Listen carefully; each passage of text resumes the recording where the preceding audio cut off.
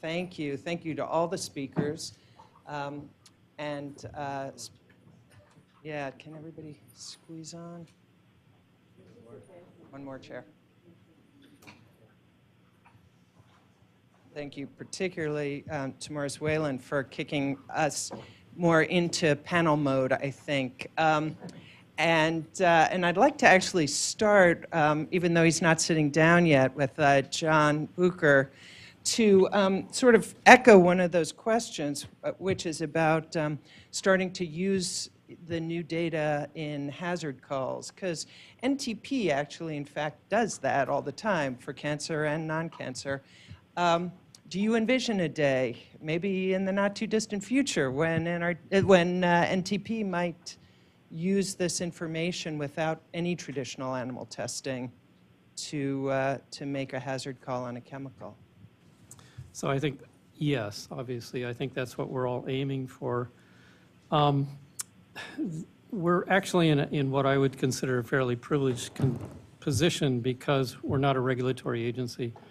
We have the ability to have somewhat very flexible approaches towards generating information that we then can interpret and use in hazard calls.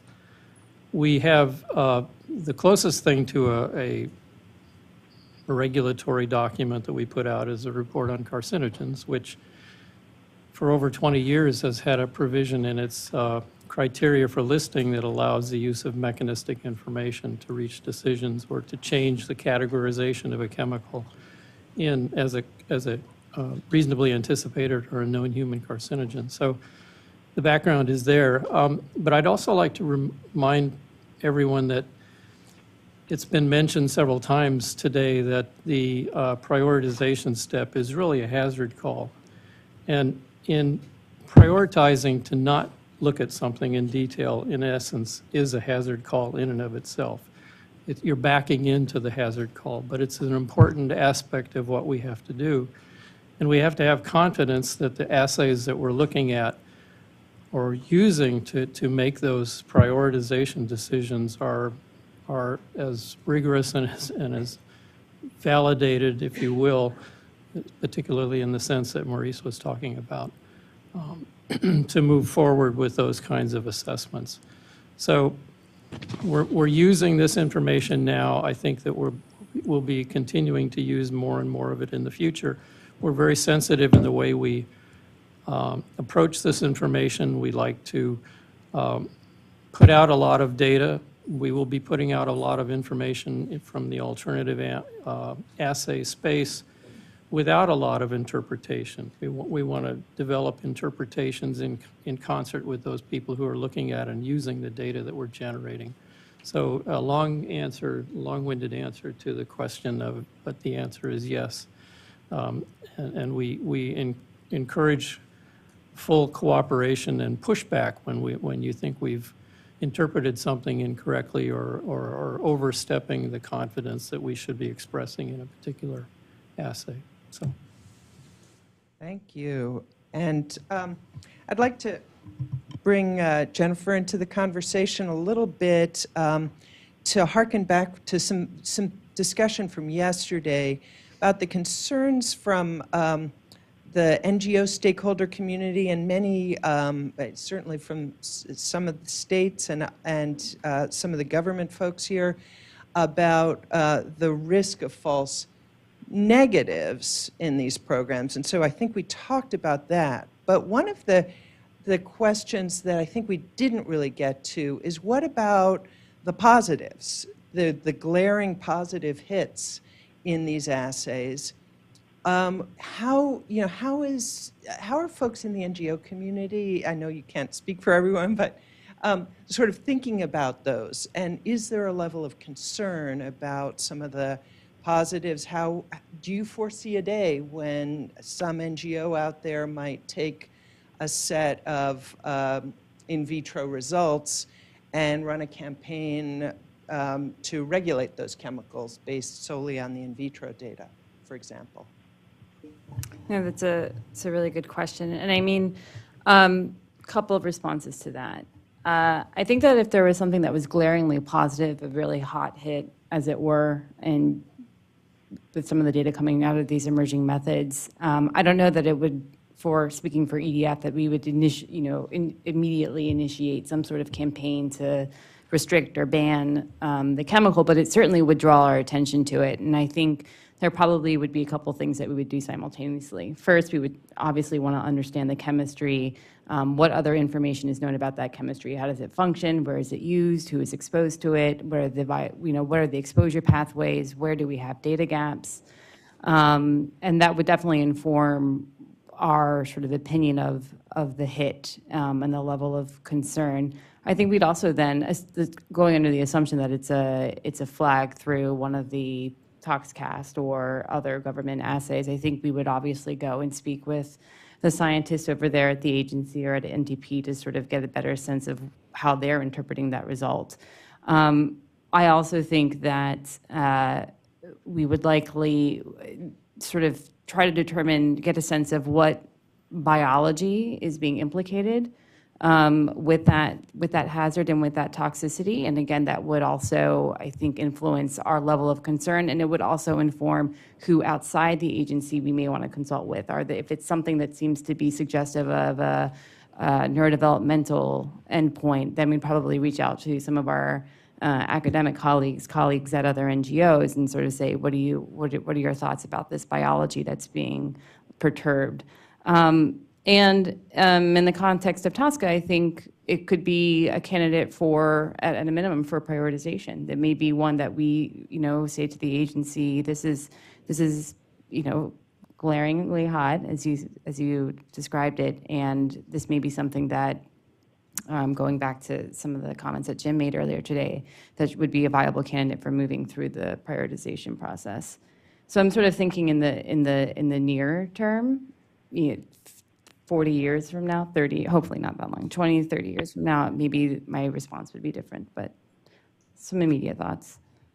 Thanks. And so I'm hearing a little echoing of that setting priorities is in and of itself to some degree a hazard call, and I thought that was an interesting point of John's, and I heard you echoing some of that in your comments as well. And actually, I'd like to move on to Jim for my next question to sort of come at this from a somewhat different angle, because in fairly recent history, you've moved from EPA to a position more within industry. And so if you could sort of reflect on the different ways that you've seen this kind of information being used in the agency versus in business, and some of the decisions that may be driven maybe early in the process that the public might not see. What I have seen while I was at the agency and while I'm in the private sector now is that the companies up and down the supply chain, the value chain, whether they're basic manufacturers or formulator, and this is not all of them because I think there are size issues and other factors, but I've definitely had conversations with companies up and down the value chain who are and have been deploying these tools for purposes of screening, in particular in the new chemicals space. That's true in the pesticide side as well as the commercial chemical space. They're also engaged, as Anna was describing, in some of these collaborative efforts to figure out ways in which they can replace or displace existing testing. In the agency, much of the effort has not been on figuring out, like the company's like, should I pursue this chemical further in development or putting into a process? So you're looking for lots of nothing happening. In the agency, the energy has largely been in the what's going on when there are lights going off and how do I understand that? That may be happening in the companies. I've just not been part of those kinds of conversations. Most of the conversations I've had have been on I'm trying to figure out whether to pursue this chemical further in commercialization purposes. And Anna, I'm actually curious. We've seen in California in the pesticide realm some actual pressure from the business community to move away from conventional animal testing beyond the six-pack. You talked about the six-pack and that, the efforts to replace that. It's great. But what about other assays? Are you getting sort of pushback from the registrants that they are eager to go there with replacing other required assays, or reluctant? Yes, I have actually. And I think to many degree, to a large degree, I think our office is supporting and promoting those. So given the numbers of animals that are used in pesticide testing and the amount of money put into that area, our office has really worked hard in the last few years to reduce our animal footprint. We do a substantial number of waivers now. Just in the repeat testing alone, we've waived close to 1,000 studies at this point, accounting to a couple $100 million saved to industry. We've promoted nonlinear cancer assessments for many years that are largely based in vitro. So it's not that surprising that we're also promoting non-animal alternatives. So for example, some of you may have seen a couple of posters by Syngenta Crop Protection at SOT last year. They are pursuing three-dimensional humans' lung tissues as an alternative for a 90-day inhalation study for a couple of their chemicals. And many of those experiments have been submitted to us and are starting to look really supportive of that hypothesis. We've seen companies come in requesting to do in vitro skin sensitization in lieu of the LLNA, given where the status of that is. We've also seen a number of companies coming in wanting to talk about building case studies of entire databases built on alternatives so that you have parallel databases of alternatives versus a traditional, so that we can look at the relative utility of different types of information. We have one registered pesticide now that has no chronic studies.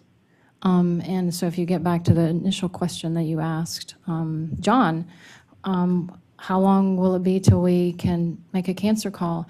I think if you think about it from a risk assessment point of view and make the connection between actual human exposure, we are a lot closer to avoiding chronic testing than many people realize. That if you think about it from an exposure base, if you start with exposure and you put it in a reality check of the magnitude and the who and the how and the why, that many of those chronic studies that are done are really irrelevant to our human situation.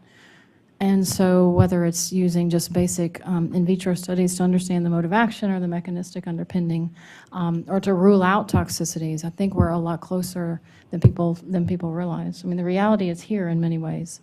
It's just growing in momentum. Yeah, I think the pesticide arena is one where the economic drivers for industry, are aligned with the goal of reducing animal testing, and so it's sort of an interesting case study. That it may also be a little unusual in that there's perhaps a bit more control over the use and exposures, but that always is a worry because exposure conditions obviously change quite a bit over time. And so if you base too much of the decision on the exposure, that seems like a question, which brings me to this whole issue of risk assessment, obviously. It was surprising to me that we've had this whole meeting and haven't talked a lot about risk assessment. So when Morris, you put up a slide on the summer workshop on risk assessment, I went, wow, yes. So can you talk a little bit more about how you're seeing, or how that's playing out in terms of operationalizing this information in the risk assessment context? And I'd love to hear more about the summer workshop, too, what the lessons learned were. Yeah, that's a tough one. Yeah, I think, traditionally we've had a lot of emphasis on looking at using alternatives for hazard assessment, for toxicological assessment, and that being the goal. But I think, in more recent years, there's been a lot of understanding that, again, it was mentioned many times, that being smart in the problem formulation at a risk assessment level will inform considerably, what type of toxicological data and information you would need. So in that sense, I think that's where, again, the case studies come into play, because it's hard when you're starting out to generalize, isn't it? I mean, I think what we heard yesterday, again, this phrase fit for purpose and so on, I think is implying that basically we need to carve out the kind of use cases of the new information, the new tox data. And then, within that context of a risk assessment, well, that depends on if you're talking about a pesticide versus a cosmetic ingredient versus it's hugely different. Secondly, also, when you're talking about, who's judging the confidence or in some cases it'll be, a desk-based regulator, other cases it's a scientific committee, other cases it's industry themselves have to decide. So, all those things have to be taken into account when you're beginning to understand how to utilize the data and ultimately how good a job it does. And so, as I said, the case studies have turned out to be at the moment a way of being able to build all these like mini narratives, and the idea is to say, well, it's too hard to generalize, but let's build loads and loads and loads of these mini narratives via the case studies where you define what the regulatory context is, you define what the question is, you define who's the actors and so on. And if we build up enough of those, we'll begin to, hopefully be able to look across them and begin to then draw out some sort of, general understanding. And I think that I come back to the OECD project on the case studies. If you're not familiar with it, it's been run under the Working Party for Hazard Assessment, and all of them are published. And then not only that, but all the deliberations of the Working Party and saying what they liked, didn't like, what they'd accept, or that wouldn't work in Japan, or this would one, is all reported there as well on the website. And I think that's a good way of learning. And in the summer school, actually, that's something that we've tried to introduce now, of almost like, putting the students in a position of trying to make a decision and understanding, how important defining that context of decision making is. Great, thank you. And I have a question for Mark, and then I'm going to turn to questions from the web and the folks in the room. But Mark, you reminded us very clearly that it's easy to get focused on the chemicals in this group and their characteristics, but really, we have to get beyond the dose, the hazard questions and dose response and exposure questions, and think about the population and the people out there that that need to be protected, their characteristics, their vulnerabilities, the multiple other issues that contribute to their health and life expectancy, which means getting out of the sort of the laboratory realm and maybe more into the population-based research realm as we think about how these vulnerabilities are playing out. And so I was just sort of wondering if you can give us some more suggestions. I got a question actually from someone in the web, basically saying, how will it help to increase our understanding of these assays to basically look for some of the perturbations of some of these toxicity pathways in population-based studies? Will that actually help with making that link? Just curious what you think along those lines.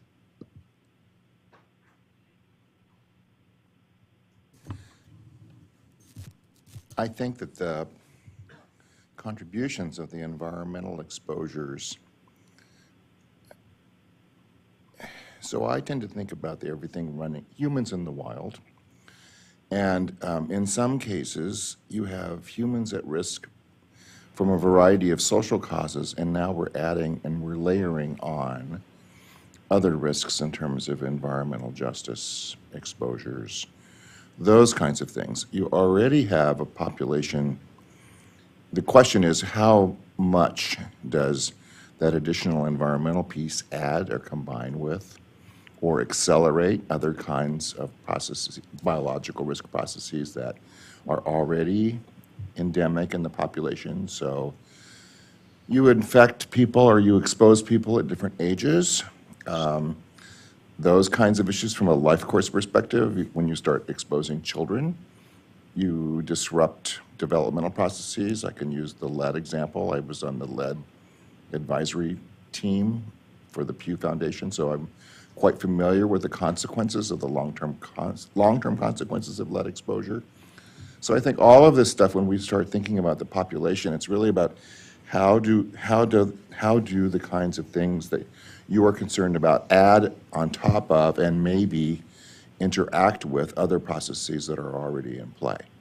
The reason I say this is that we're not talking about trivial disparities in terms of life expectancies. You know, I've given you averages, right? I haven't given you actual localities where the extremes are on the order of not just 7 years at birth, but 10 years or 15 years or 17, 20 years differences.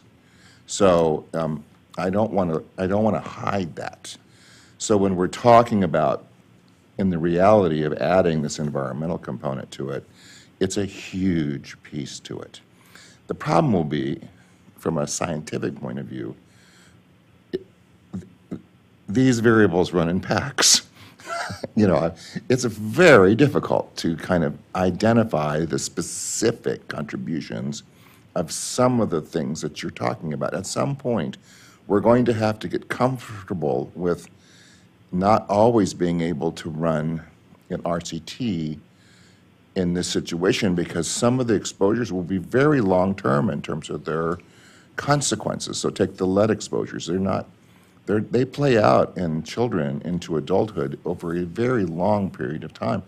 It's hard to run an RCT in that situation. You know, you can maybe look to natural experiments if you can find them. So I'll stop there, but I think there are a number of issues that challenge our traditional paradigms about how we do risk assessment. What's the incremental effect? I think at some point we're going to have to come back and we're going to have to figure out how the levels interact with each other, because we're embedded in social spaces that are embedded in geographic spaces that are embedded in political spaces that are, and so we have this kind of multi-level interaction, and I think that too challenges our wits. So Yeah. I skated around that quite nicely, I think. No, I think that was really helpful, and I think that the importance of this issue of cumulative impacts, and you know, it cannot be overstated. It's huge, and but I actually think that it is sort of interesting to think about, you know, some of these stress pathways, or you know, there's a lot of interest in research in obesogens, for example, and looking at, you know, that's a space where you can really look at all kinds of social, environmental, community, and chemical factors. See, I'm together. very much interested in that issue. And the reason is it comes back to this epiphenomenal, oh, it's my decision. It's how I'm behaving from the obesogenic environment issue. And so much of this may be environmental triggers that are, you know, maybe epigenetic consequences for those kinds of, you know, exposure to certain chemicals. I have no idea, but the point is that we should be looking more systemically than at the individual level. And I think from an epi standpoint, it's getting the epidemiologist to kind of look at the bigger picture. Right, so this argues for getting our epidemiology colleagues very much engaged in this work. So I have a question from the web audience that I do want to bring in, though I can sense that there are other questions from the room, but I want to get to the web audience first because it is a good point, which is probably, Jim, I'd ask you to take the first crack at this, which is around some of the legal issues that regulatory agencies are struggling with around implementing these assays, and whether there are concerns, honestly, about legal action, either by industry or by the NGO community, that could sort of block the implementation of or the use of some of the newer scientific approaches. In my experience, which is limited to the laws governing pesticides, commercial chemicals, toxics, and the Clean Air Act, the only legal issue I've seen, and it turned out to be an important one, but it's narrow, related to the in the Food Quality Protection Act, the law actually said that the assays EPA came up with had to be validated, even though many of the existing assays are not. That created a legal issue. But as a general matter, outside of that specific example, I don't think that there's a inherent legal issue associated with the deployment of these tools in other environmental statutes. Jennifer. So I think, and this issue was raised yesterday, but I think one consideration where I could see the potential from an advocacy perspective where legal action would be considered is the extent to which the information that's generated from these new methodologies are being claimed confidential. And in the TSCA context, we would consider this type of information to be health and safety information, which is not eligible for CBI protection. So that would be one area. But that's not specific to these tests. That's general to any data that EPA would ever get on anything. Or I think that's a general issue, not a specific to. Yeah. But I think what we heard yesterday is that it seems to be a real consideration with these methods. But I take your point. Clarifying Europe, I mean, it's the flip side. It's a legal obligation that if there is an alternative approach available and valid, that it has to be used or you can be sued. Of course, easier said than done in the sense of who's saying something is scientifically valid and equivalent to what's available. But strictly speaking, there is a legal framework in place that you must use the alternative.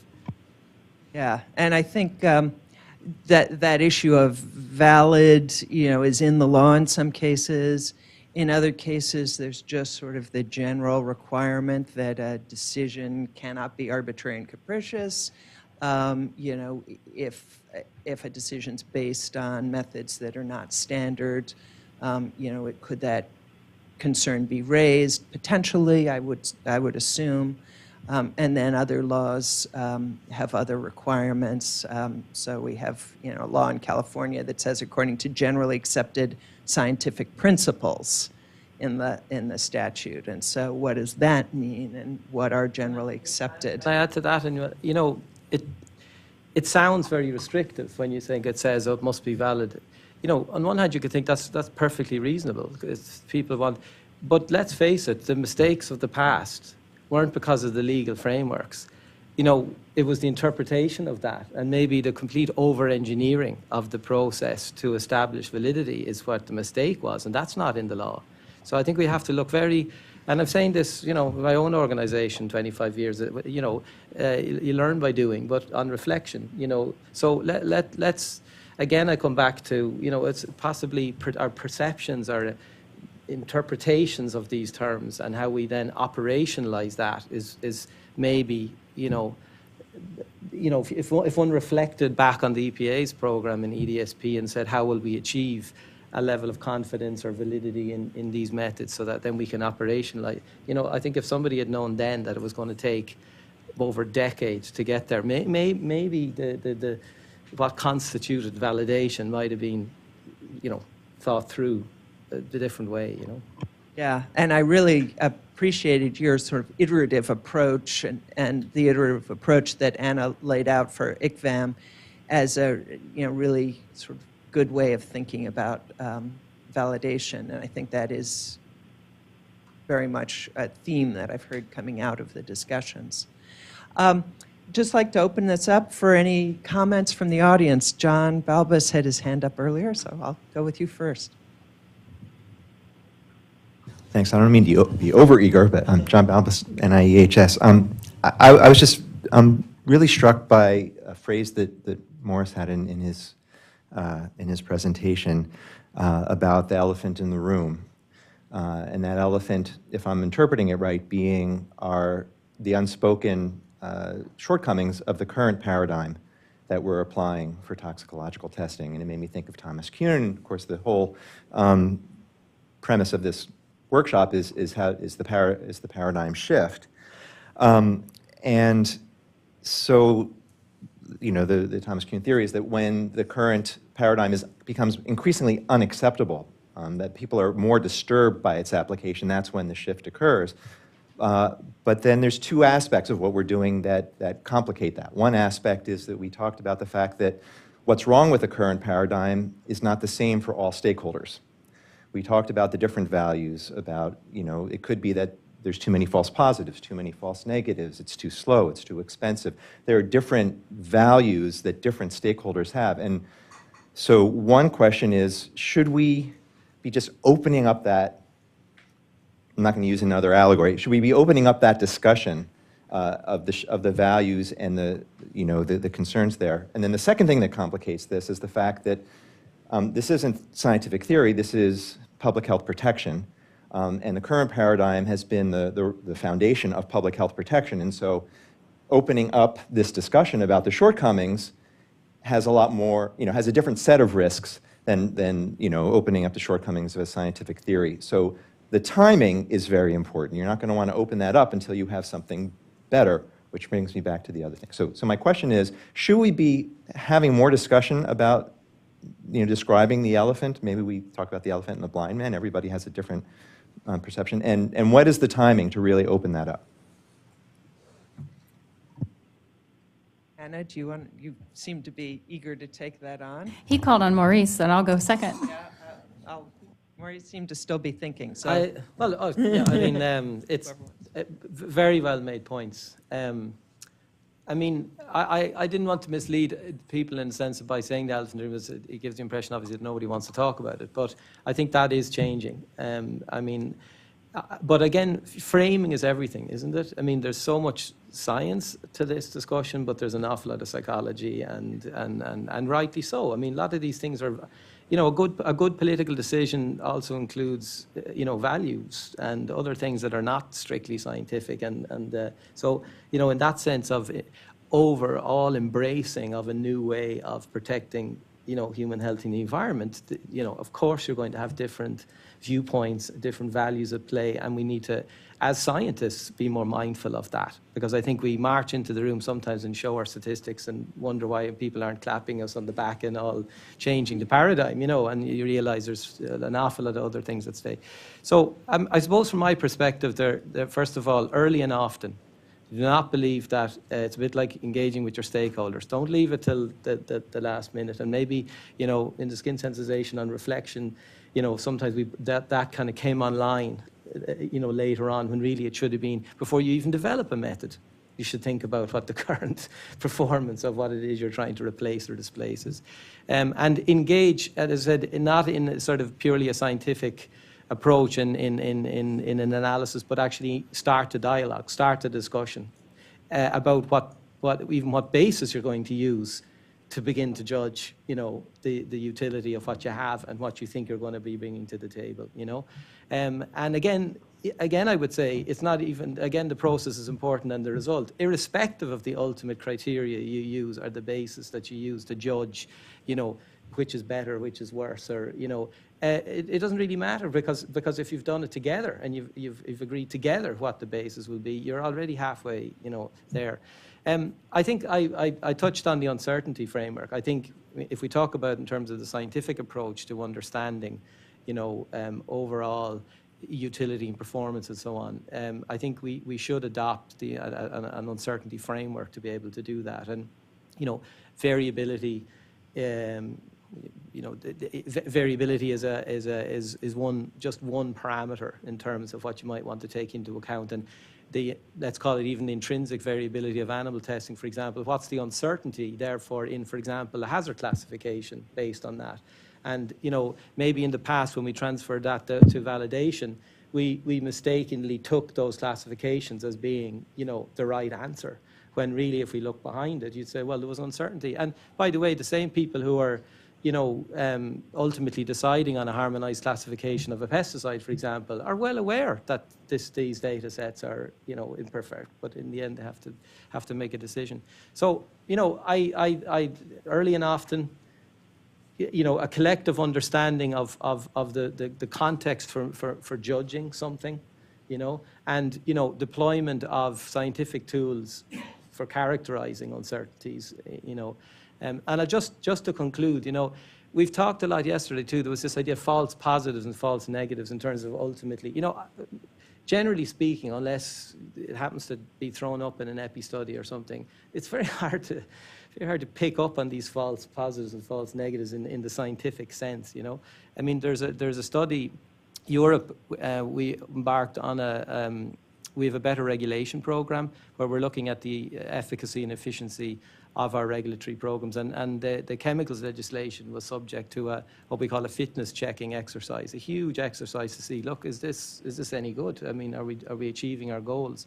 And there were a lot of very big reports just published on analysis of the cumulative benefits of chemicals legislation and trying to put numbers on, you know, are we protecting people and what would be the cost in the health, you know. They're like very, very thick reports. I haven't even begun to read them all. But, you know, there is an attempt to try to, in a scientific way, measure, you know, but it's, as you can imagine, highly uncertain. And therefore, my sense is, although we still should pursue a kind of a, you know, scientific approach to measuring utility and judging utility of, you know, existing paradigms, and we have to be realistic in the sense that the degree of uncertainty, often we just have to make, you know, a decision based on the evidence we have, which is incomplete, you know. Thanks, Morris. And Anna, did you have something to add before? Yeah, just quickly. So I try to be realistic and practical when in the work that we're doing. We are in the middle of a paradigm shift, but we also can't throw out decades of really excellent public health protection. So yes, we need to start this dialogue of the utility of the animal and the variability of the animal. And I think pharma's way ahead in this area, that they've already started to do these retrospectives of how well the animal is doing at predicting failures and in the pharma side. I think from a practical point of view, we're best off to start with areas where we know we're not doing well. Where are areas where the animal is not a good model for the human, but we have signals in multiple epidemiology studies from multiple chemicals that tell us that. How can we use alternative methods to understand those pathways and make better public health decisions? So I kind of look at this from starting at the edges and starting at the center. That if we start at the center, being like the acutes, where we know there's traditional guidelines and we can do a lot of harmonization and we can bring people along. But if we start also work through the edges on areas where we know the animal doesn't work, or there's not an animal model that's well accepted, but we have all these signals, can we develop batteries that people accept to look at Parkinson's or, you know, some of the developmental neurotoxicity issues or some of these other endpoints? You know, work on the edges and work from the center and incrementally work our way, because we can't throw out an existing system. The world doesn't work that fast. Thank you. So a whole bunch of hands up in the room. So we'll run through questions starting over here. Sabita Pavanini, Diagra Sciences. Really enjoyed all the talks this morning, but particularly seeing the presentations from Anna and Maurice. It was really encouraging to see the partnerships and the collaborations across different sectors and the geographies. But while we see that in some areas, I'm really curious to listen from you, you know, with the level of communication between geographies in the area of endocrine, what's being done and what kind of efforts are ongoing.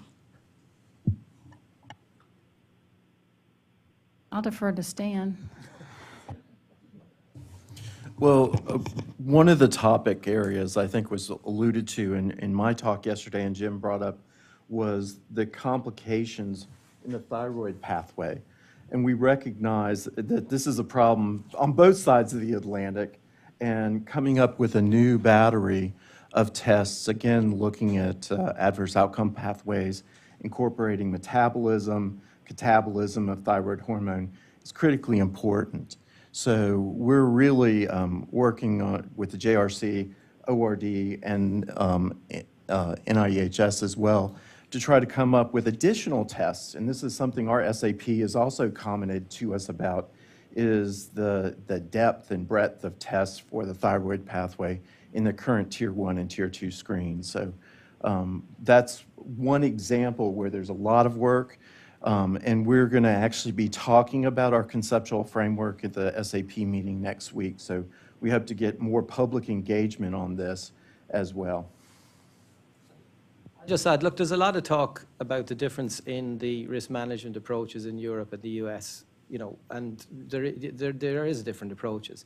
But a number of years ago, however, the science advisory parts of, the EPA in particular and in the Commission recognize that when we talk about the science and the application of science for hazard characterization in particular, there's no disparity in that sense. How you ultimately use that information to make a regulatory decision is the business of each jurisdiction. So thankfully, there's a strong recognition that scientifically we can and should work together, irrespective of the political regulatory frameworks that might be different.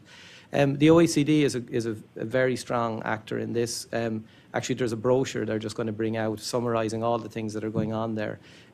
There's a guidance document 150, I think it's called, is that the conceptual framework. That's being updated at the moment with a lot of inputs from the US. And so a lot of what's happening at OECD represents the collaboration. Great. So just to pick up on that, the OECD effort, we are actively engaged. Also, the U.S. is also actively engaged. The EU is a very active member. And the GD 150, one of the things that does is lay out the different frameworks and compare the testing, different tests, and how the different tests that are required by that are validated, as well as country-specific validated tests, as well as emerging tests, fit into that overall framework. Great. Carl Kraner's been waiting patiently with a question, so I'll go Thank to you, him Gina. next. I want to suggest some quick science, building on what Mark said. I thought the information in his slides was very interesting, and he says that geography is very important. Let me just give you one story to indicate that. If we know enough about exposure, we may know enough, period.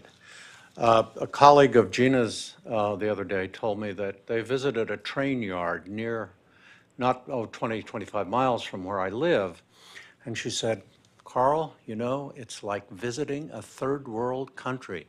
These people are enveloped in diesel exhaust. We know enough. We just have to get them out there, do whatever we can to shut down that diesel exhaust.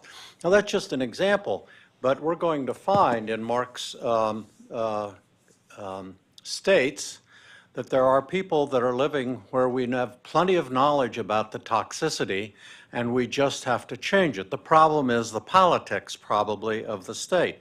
But there's another quick way of using the science that doesn't require developing and worrying about the toxicology. We know enough now. One of the people remarked, "Let's not forget what we already know. We know a lot, and we ought to use it. And we ought to, in some circumstances, we can focus on the exposure and take quick action." The question was to Mark, but I think Jennifer, you also had something. So, Mark. Oh, okay. Let Mark. Was that a question or a comment? I think I agree. I think it can be short. Jennifer, do you want to respond also? No, I do. I had a question Go for it, actually. I'll let you. Really? Oh, thanks. I get to play moderator too. So I had maybe starting with my colleagues to the left and the right, in the theme of paradigm shift, what are your thoughts on the conventional ways in which we've thought about developing guideline studies, which have had their value in terms of creating consistency and predictivity, as the terms you use, Maurice, but at the same time, maybe challenges as well, because once we settle on it, we've had experiences where once we settle on those, on a method, the science evolves in terms of our understanding of the biology upon which that method was developed.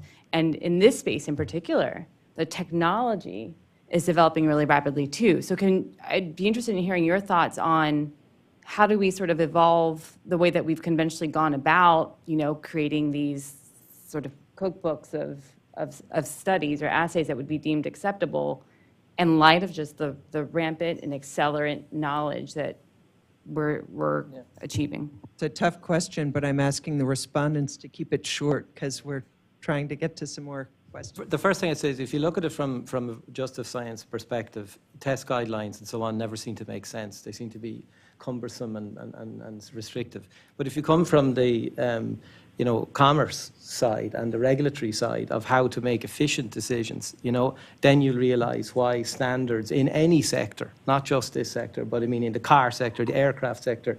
So you're continually trying to find a balance between standardization and harmonization to make the wheels go round, versus then allowing the new tech. And, in the aircraft industry, exactly the same. They keep wanting to bring new materials into play, but then there's there's checks and balances you have to go through. I don't have the answer to that, but I do think scientific community has to get a bit more real about, how actual technology and science is translated into particularly a regulatory domain with such socioeconomic consequences. So that's the first thing I'd say.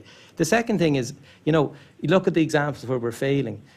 There are over 10,000 REACH registrations at the moment, and the number's going up. There's not one with transcriptomics or toxigenomics data in there. Oh my God.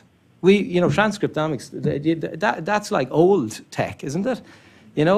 We're already on the Xth generation of how to measure gene expression, and we don't use that at all. People aren't submitting it. So one major thing when you discuss with everybody, what is the problem? Lack of standardization. Lack of standardization in how you generate the data, how you interpret the data, and very importantly, how you report the data. Most of the regulators don't even know what the hell is being put in front of them, And telling them to refer to your peer-reviewed paper doesn't help either, So, you know what I mean? I don't know what the answer is, but I definitely think we need to seriously talk about that and get real, because if you truly believe that the new science is ready, then you need to have that grown-up conversation about how we can deploy it, effectively and efficiently. The only thing I would add was just encourage you to pay attention to what's going on in the skin sensitization arena and the idea of sort of uprooting how we think about developing guidelines using a performance-based test guideline approach grounded in the adverse outcome pathway. Because at some point we're going to need to marry the AOP process with the guidelines and developing integrated testing strategies and IATAs. To one of the biggest savers of animal lives and of money is the mutual acceptance of data program at the OECD. All member countries mutually accept data from test guidelines carried out under GLP. So if you do away with guidelines, and I'm not promoting I know what you mean, and I very much support you. We need to innovate in that space. But without guidelines, you can't implement them under a quality system like GLP. But by the way, which was set up to stop companies cheating. Let's be frank about that too. And then facilitates an international trade, so we can mutually accept each other's data. We don't mutually accept each other's decisions, remember. That's a jurisdiction-based thing. But if you want to now do away with guidelines, if one is saying that, and everything has become fit for purpose and chemical-specific and agency-specific and risk assessor-specific, wonderful, you might get the science to come into play, but we're gonna have difficulty trading and doing business, So I think the last question goes to Kevin Elliott, who's been very patiently waiting. So Right. go ahead. Well, this has been an incredibly fun workshop for a philosopher of science. You don't normally get, terms like social epistemology thrown up these thoughts. So I actually wanted to take the opportunity to follow up on John Balbus's comment, thinking about this as, Kuhnian paradigm changes. And one of the points that Kuhn made about paradigm changes is that you actually have potential for incommensurability before and afterwards, that it's almost like you're operating in different worlds, that you can use the same language differently. And there were several hints at this potential. Meredith was inviting us yesterday to think about moving on beyond traditional risk assessment approaches. You were talking this morning, Maurice, about sort of redefining toxicological hazard. You were talking about displacement versus replacement, not just always slotting in some new assay for an old animal study. And so I was just curious to invite members of the panel if there are ways in which you think that as we have this new science, it could engender creative new approaches to our regulatory or policy approaches, or in practice. Any ideas along those lines? We've heard these hints, and I just wanted to invite you to share any further thoughts on that. I'd like to start with John, just to respond to that, and then others who want to. So I don't have a completely formulated answer to that question, but I think that it gets back yesterday to a question about one of the issues was how can you use new methods in public health emergencies? And I think that public health emergencies have really, unfortunately, provide an opportunity to really push us to be able to figure out what we can do with the new information.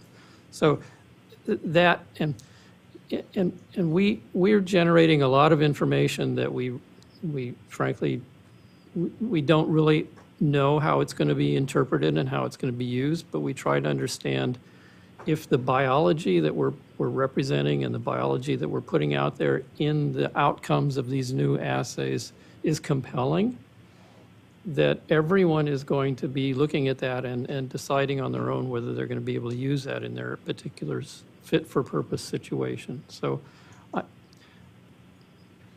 may stop talking because I'm losing the thread of your question, but that was my initial thought anyway.